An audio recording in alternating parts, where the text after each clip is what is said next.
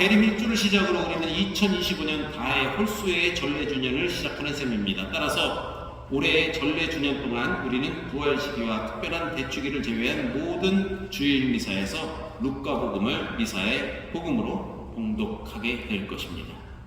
헷갈려요. 가나다고 홀수작도 엄청 여러분들한테 중요한 거 아니니까 이렇게 흐름이 간다 하는 것만 알고 계시면 되고, 올해가 뭐 짝수인지 홀수인지 어떻게 계산하는지 복음이 어떻게 되는지 너무 염려 안 하셔도 책 보면 미사에 참석하시면 자동으로 다 이렇게 가게 됩니다. 그런데 어쨌든 이런 원칙과 원리가 있어서 말씀이 짜임새 있게 엮어간다. 그리고 그것을 평일과 주일 잘 편집을 해서 이렇게 때때에 맞춰서 거기에 맞는 말씀들을 우리에게 주고 있다 하는 것은 알아두시면 좋을 것 같습니다. 대림 시기, 새로운 전래주년은 매번 기다림과 준비로 특성화된 대림으로 시작하죠. 말 그대로 한문 표현이죠. 대림, 올 것에 대한 준비라는 그런 것을 말하는 것이죠. 준비 기간입니다. 무엇이 온다는 것이며 어떻게 준비하라는 것입니다. 교회가 말하는 대림은 이중적 의미를 가지는 것으로 하느님의 이 땅에 벌써 오심과 그리고 다시 오심을 기다리며 준비하는 것입니다. 2024년 전에 벌써 오셨죠. 아기 예수님은. 그러나 우리에게 다시 오시는 그분을 기다리는 것입니다. 다시 오시는 인자 앞에 누구나 철저히 홀로 서야 합니다. 루카는 그런 것을 강조하고 있어요. 그리고 오늘 복음 마지막에도 있지만 사람의 아들 앞에 설 수 있는 힘을 지니도록 늘 깨어 기도하여라, 이렇게 표현하고 있습니다. 이렇게 권고를 하고 있어요. 재림하시는 인자 앞에 우리 모두는 누구나가 철저히 홀로 서야 합니다. 늘 깨어 준비하고 기도하는 일은 남이 대신해 줄 수 없는 각자 스스로 해야 하는 일이죠. 예수님의 성탄과 재림, 이 두 가지를 한꺼번에 내포하고 있는 대림 시기는 우리에게 과거지사의 성탄과 미래 사건의 재림을 한꺼번에 묵상하도록 가르칩니다.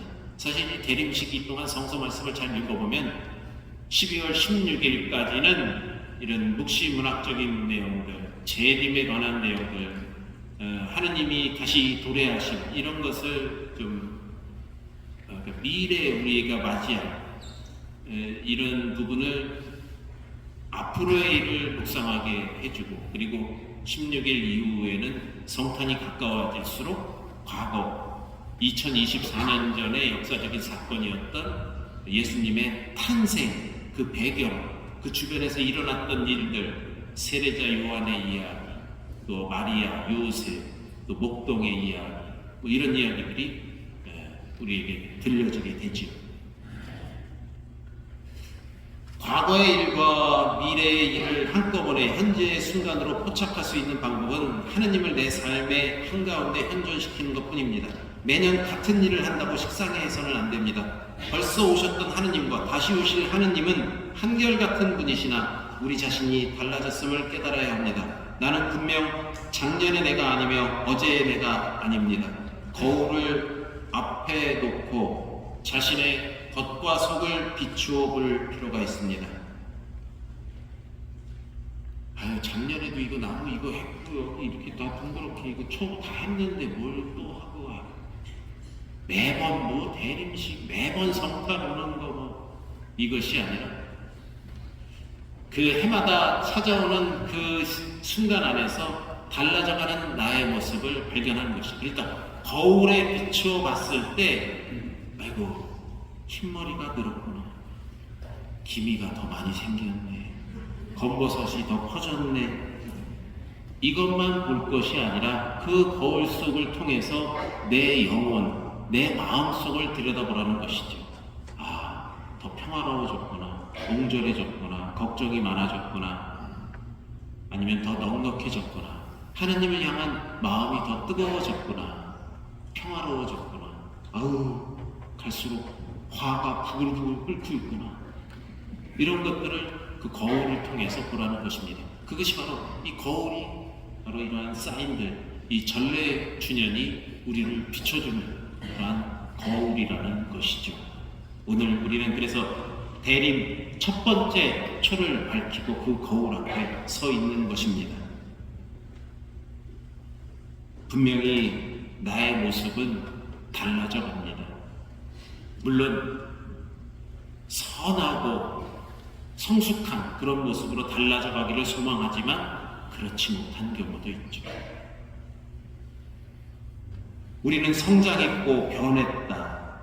그래서 올해의 대림도 그만큼 의미 있게 다가올 수 있는 것입니다.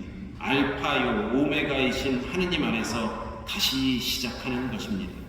부디 우리 모두에게 아주 특별한 그리고 의미 있는 그런 대림 시기를 기원합니다.